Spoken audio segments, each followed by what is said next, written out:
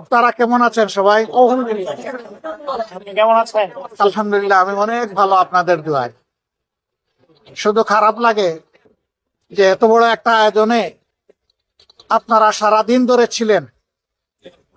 আমি জাতির জন্য আমার মনের কথাগুলো স্বাভাবিকভাবে তুলে ধরতে পারিনি, এটা আল্লাহর ইচ্ছা।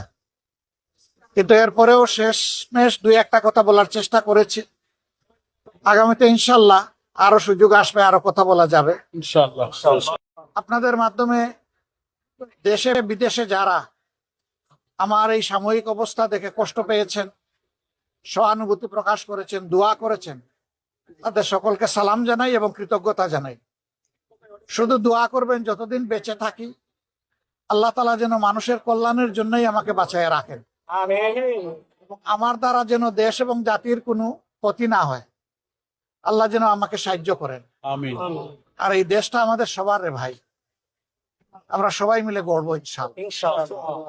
আমরা ন্যায় এবং সত্যের পক্ষে থাকবো। অন্যায় অসত্য যেখানে সেখানে আমরা দেয়াল তুলে দেব। ইনশাআল্লাহ। অন্যায় অসত্যের প্রতিষ্ঠা যাতে না হয় আমরা দেয়াল তুলে দেব ইনশাআল্লাহ। ইনশাআল্লাহ।